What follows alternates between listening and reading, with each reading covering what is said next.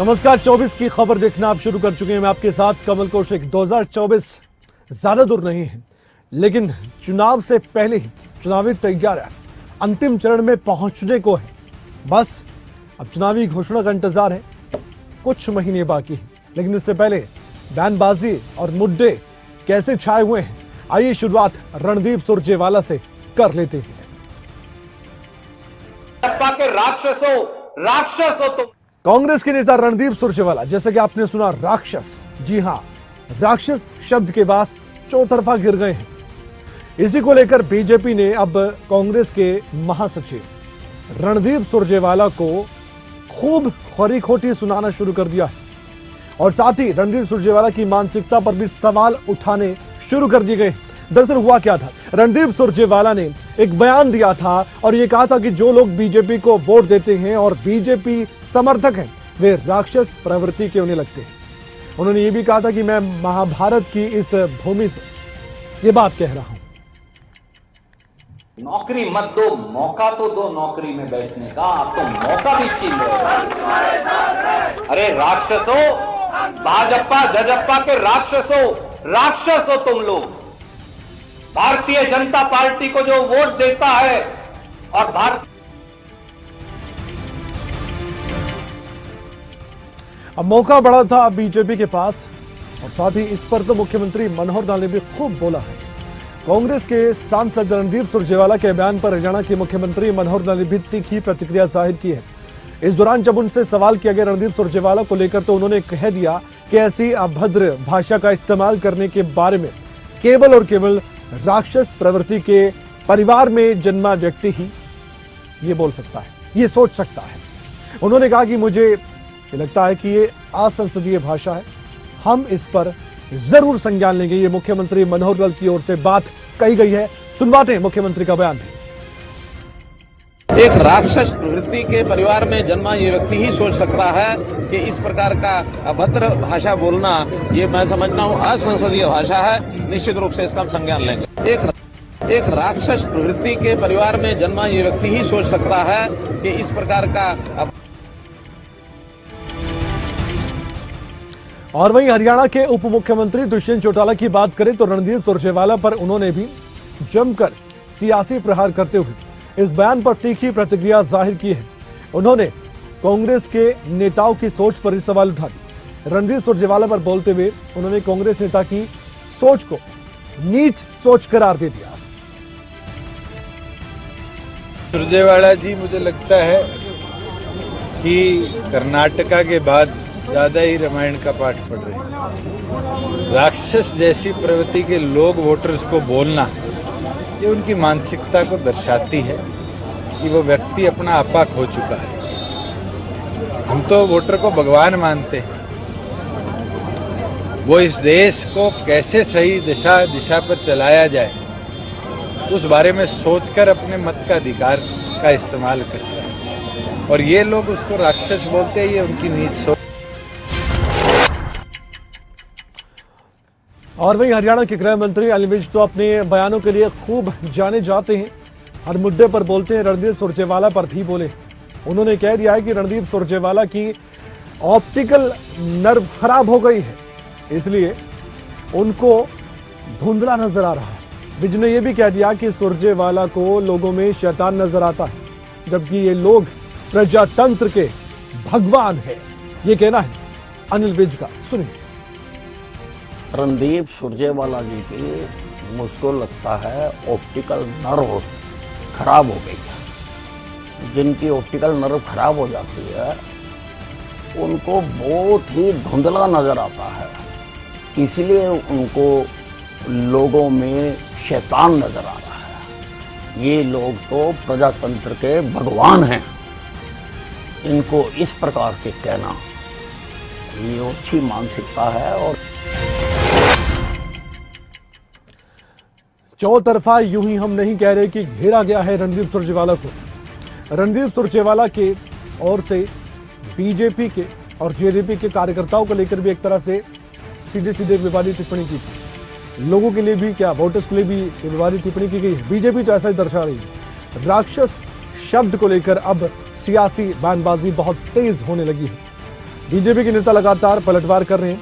करनाल में मुख्यमंत्री मनोहर लाल ने भी पलटवार किया, तो वहीं कैथल में सुरजेवाला को पिछले विधानसभा चुनाव में हराने वाले लीलाराम गुर्जर ने निशाना साधा। मौका था उनके पास भी, कैसे और किस तरह से बात कही लीलाराम गुर्जर ने, जो कि बीजेपी के विधायक हैं। सुन लेते हैं।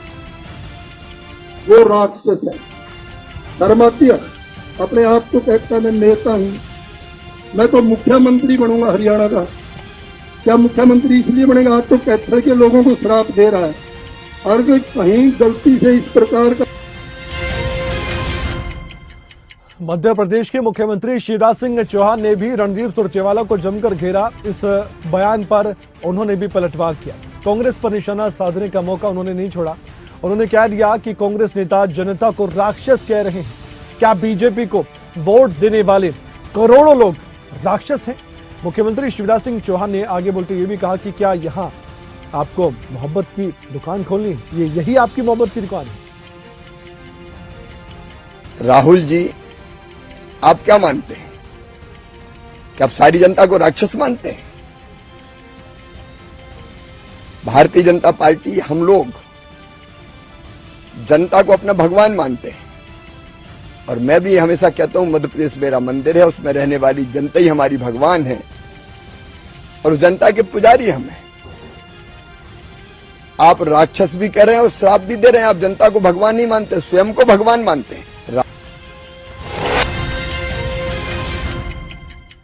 मध्य प्रदेश से हरियाणा आइए तो क्योंकि यहां पर भी रणदीप सुरजेवाला का बयान तो सुपर हिट हो रहा है, लेकिन उनके लिए फ्लॉप है। कांग्रेस पार्टी के बीजेपी इसे खूब बनाने में जुटी हुई है। चेहरा मूलचंद शर्मा का है। रणदीप सुरजेवाला पर सवाल खबर अब तक के संवाददाता ने पूछा था। हरियाणा के कैबिनेट मंत्री मूलचंद शर्मा ने इसी को लेकर खूब बयान दिए।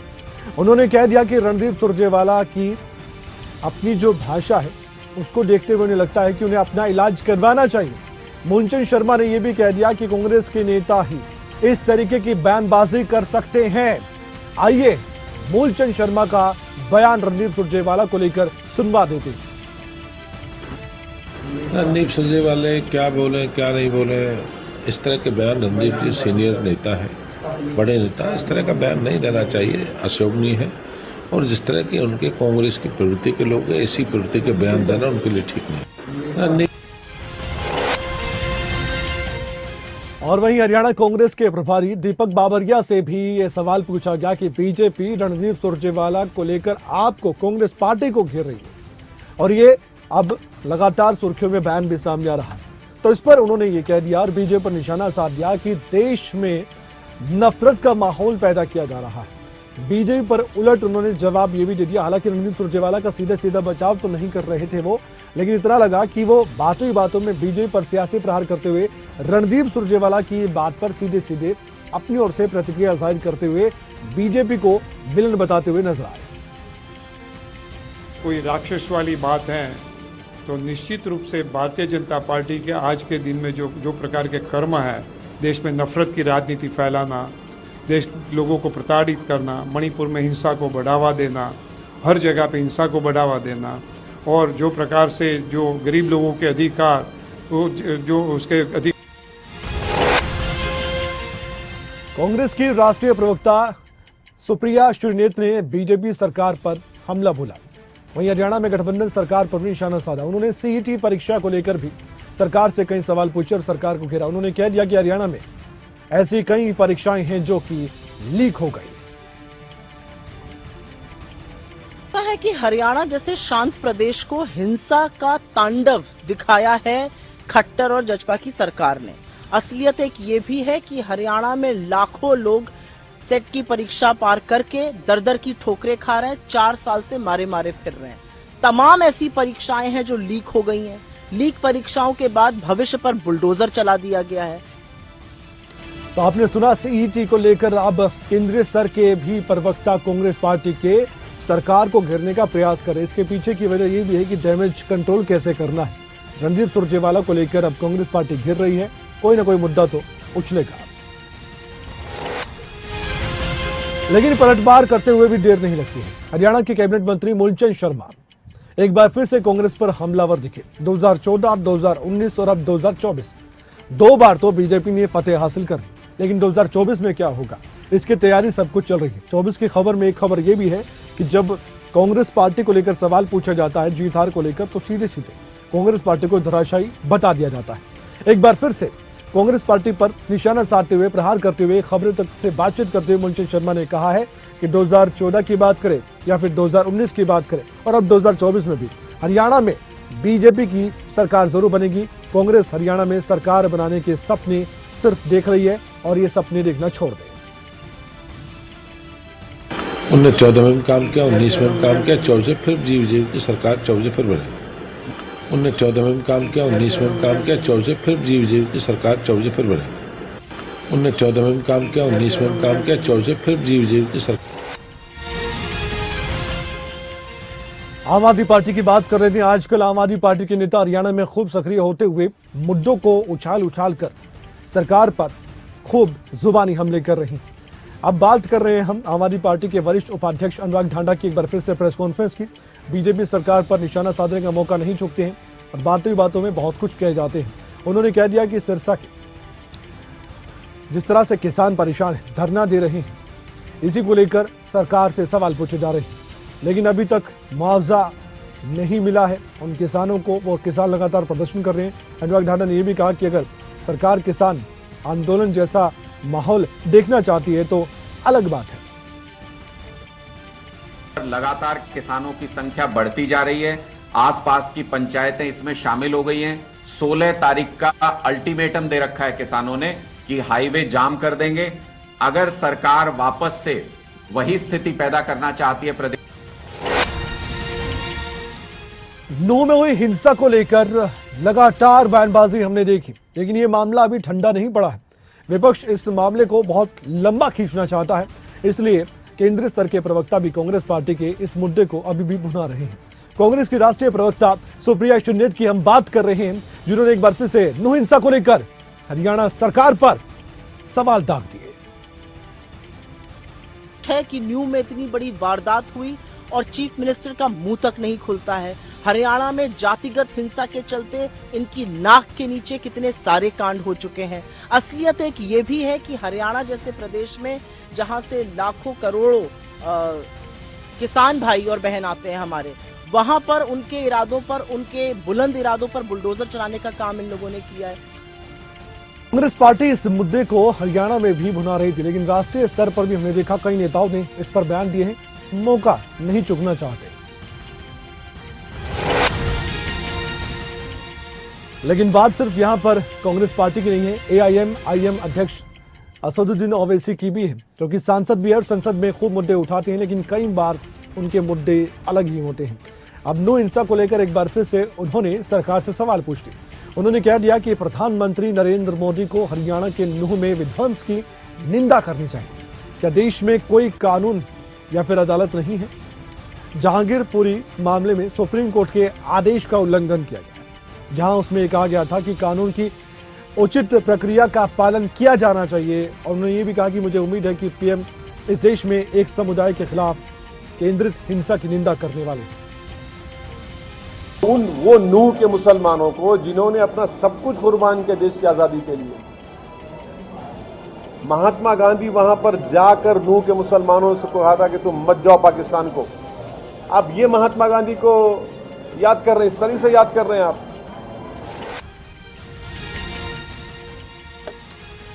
बेटियों की सुरक्षा का मुद्दा अब राजनीतिक मुद्दा भी बनता जा रहा है। हमने कई बार देखा है कि महिलाओं की और बेटियों की सुरक्षा को लेकर चिंता नेता खूब जाहिर करते हैं, लेकिन विपक्षी नेता सरकार पर निशाना साधने का मौका भी नहीं छोड़ते हैं। अब रोहतक में एक छात्रा से रेप का मामला सामने आया। पहले गैंगरेप की बात सामने आई थी, लेकिन फिर पुलिस ने कहा कि ये गैंगरेप नहीं है, ये रेप है। ऐसे में अस्पताल खूब नेता पहुंच रहे। निर्दलीय विधायक बलराज कुंडू भी पहुंचे। एक बार फिर से उन्होंने सरकार पर निशाना साधा। इस मुद्दे को लेकर पुलिस की कार्यप्रणाली पर भी सवाल उठाते नजर आए हैं बलराज कुंडू। निर्दलीय विधायक बलराज कुंडू ने सरकार पर भी सियासी प्रहार किया और जांच को लेकर भी सवाल उठा दिए। पूछा गया कार कहां है ब्लैक कलर की, दूसरी कार यहां पर दिखा दी गई। पुलिस किस दबाव में काम कर रही है? क्या पुलिस जज की भूमिका में आ गई है?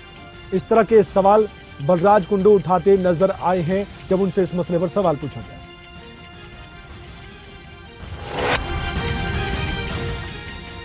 हिंसा के बाद केंद्रीय मंत्री राव इंद्रजीत सिंह, जो कि सांसद हैं गुरुग्राम के, राव इंद्रजीत सिंह सोमवार को सर्किट हाउस पहुंचे थे।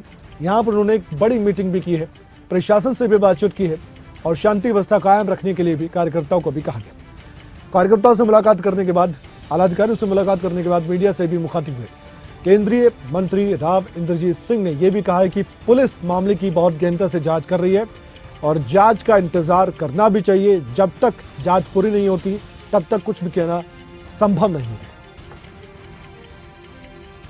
ये हरियाणा सरकार की तरफ से आदेश है कि जो भी दोषी है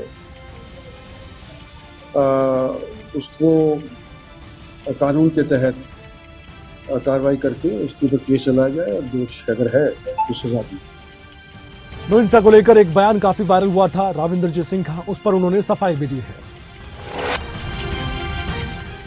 मध्य प्रदेश की सरकार के खिलाफ 50% कमीशन पर सोशल मीडिया पोस्ट पर प्रियंका गांधी वाड्रा की मुश्किलें बढ़ती नजर आई थी। उनके खिलाफ एफआईआर दर्ज की गई है। इसी को लेकर अब रॉबर्ट वाड्रा ने भी अपनी ओर से बयान दिया है।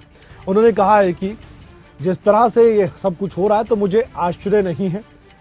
ये सब कुछ किया धरा बीजेपी का है। ये धारणा बनाने का उनका एक तरीका है। कर्नाटक में भी ऐसा ही हुआ था, वहां पर 40% कमीशन वाली सरकार थी। वैसा मध्य प्रदेश में भी है, जहां पर सरकार गिराते हैं और वहां पर अपनी राजनीति ये चमकाते हैं। ये सरकार लंबे समय तक नहीं चलेगी। ये एक उनका तरीका है एक परसेप्शन क्रिएट करने का, पर कर्नाटका में भी यही होती 40% सरकार जो चली है, तो वही यहाँ है जहाँ ये लोग सरकार तोड़ेंगे। जो सरकार प्रियंका गांधी वाड्रा के खिलाफ एफआईआर दर्ज होने के बाद कांग्रेस की सांसद राजमणि पटेल ने भी बीजेपी पर निशाना साधा और ये कह दिया कि बीजेपी का स्वभाव राष्ट्रीय विषयों से भटकाना ही है। अब ये मामला भी सामने आ गया। ये मामला भी यही दर्शाता है कि दूसरे मुद्दों से कैसे ध्यान भटकाया जाए। एफआईआर दर्ज जो की गई है, सबको मालूम है क्यों और किस मंशा से की गई है। इस तरह के बयान दे रहे हैं कांग्रेस के सांसद। देखिए, भारतीय जनता पार्टी के नेता इस समय बौखलाए हुए हैं। जनमत उनके खिलाफ है। उनकी सारी कारगुजारी जो सब्जबाग दिखाते थे, सपने दिखाए थे किसानों के लिए, बेरोजगारों के लिए, सुशासन के लिए, वो सपने चकनाचूर हो चुके हैं। अब उन सपनों की हकीकत इस देश और प्रदेश की जनता जो है अच्छी तरह से समझने लगी है। अब जमीन उनके पैरों से खिसक रही है।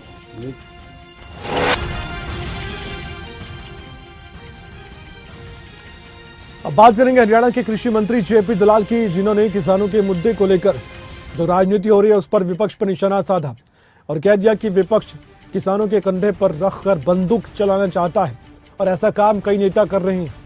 हरियाणा सरकार किसानों के हितों के लिए लगातार काम कर रही है, ये दावा किया गया है हरियाणा के कृषि मंत्री जेपी दलाल की ओर से, क्योंकि किसानों का मुद्दा भी 2024 का बड़ा मुद्दा है।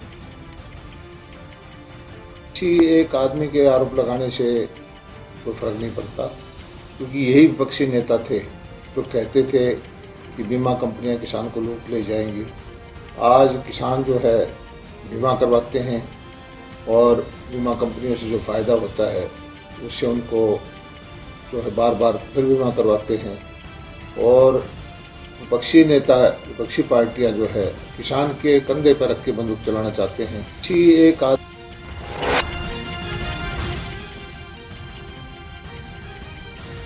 अब हम बात करने जा रहे हैं उत्तराखंड की, जहां पर उत्तराखंड में बीजेपी ने पूरी तैयारी कर ली है बागेश्वर उपचुनाव की और इसके लिए उम्मीदवार की घोषणा भी कर दी गई है। पार्वती दास को बीजेपी ने अपना उम्मीदवार चुना है और ये भी आपको बता दें कि पार्वती दास पूर्व मंत्री स्वर्गीय चंदन दास की धर्मपत्नी है। ऐसे में अब 5 सितंबर को बागेश्वर विधानसभा उपचुनाव भी होना है और ये उपचुनाव 2024 के चुनाव के लिए कई मायनों में खास भी है, क्योंकि ये एक सेमीफाइनल मैच के तौर पर भी देखा जा रहा है। आने वाले वक्त में अगर बीजेपी इस उपचुनाव को जीत लेती है तो जाहिर तौर पर 2024 में मानसिक तौर पर एक मजबूती चुनाव में बीजेपी पार्टी को मिलने वाली है। अब ये जो अपनी ओर से उम्मीदवार बीजेपी ने उतारा है, जिताऊ उम्मीदवार तो माना जा रहा है, लेकिन कांग्रेस पार्टी भी इसे खूब चुनौती देने वाली है। कांग्रेस और बीजेपी की एक दूसरे के खिलाफ होने वाली ये टक्कर 2024 में काफी दिलचस्प है। उद्धव ठाकरे गुट के सांसद संजय राउत ने कांग्रेस महासचिव प्रियंका गांधी को लेकर बड़ा दावा किया है। राउत ने कहा है कि अगर प्रियंका गांधी पीएम मोदी के खिलाफ वाराणसी से लोकसभा चुनाव लड़ती हैं तो उनकी जीत तय है। अब सोचिए, वाराणसी को लेकर भी अब बात होने लगी है।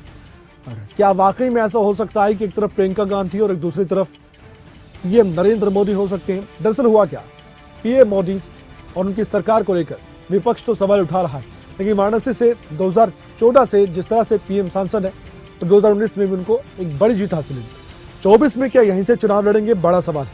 संजय राउत ने भी इस पर अपनी प्रतिक्रिया जाहिर की। उन्होंने कहा कि वाराणसी से प्रियंका गांधी की जीत की भविष्यवाणी वो करते हैं। अमेठी रायबरेली ने भी लोकसभा चुनाव में बीजेपी के लिए कड़ा मुकादमा बताया उन्होंने। और संजय राउत का यह बयान काफी अपने आप में बहुत खास माना जा रहा है, क्योंकि उनकी जो नजदीकी है वो कांग्रेस पार्टी से अब साफ तौर पर दिखाई देने लगी है। अगले साल मई में लोकसभा के चुनाव होने हैं और लोकसभा के चुनाव से पहले बयानबाजी तो आप सुन रहे हैं। कांग्रेस प्रियंका गांधी को बड़ी जिम्मेदारी भी सौंप सकती है। माना जा रहा है कि प्रियंका गांधी अगला लोकसभा चुनाव लड़ सकती हैं। उन्होंने हिमाचल प्रदेश और कर्नाटक में खूब पसीना बहाया है, चुनाव प्रचार का नेतृत्व भी किया था। दोनों ही राज्यों में कांग्रेस पार्टी को बड़ी जीत मिली।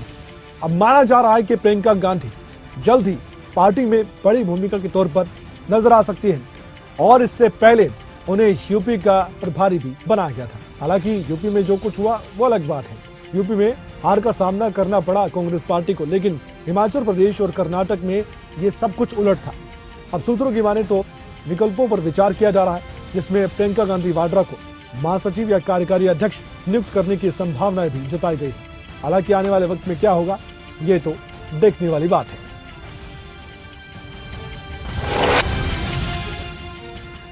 लोकसभा चुनाव 2024 में पीएम मोदी का विजय रथ रोकने के इरादे से अब 26 दल एक साथ आए हैं। आप जानते हैं 18 जुलाई को इन दलों की बेंगलुरु में बैठक हुई थी, जिसमें Indian national development inclusive alliance INDI ये बना था।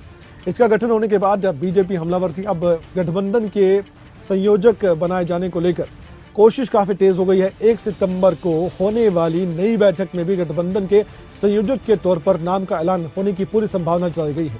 लेकिन इसके पहले गठबंधन के प्रमुख जो घटक दल हैं, जिनमें शिवसेना उद्धव ठाकरे हैं, बाला साहब ठाकरे की यह पार्टी है, इन्होंने एक आशंका जाहिर कर दी है। शिवसेना UBT का ये मानना है कि किसी भी राजनीतिक दल के प्रमुख नेता को संयोजक का पद नहीं लेना चाहिए।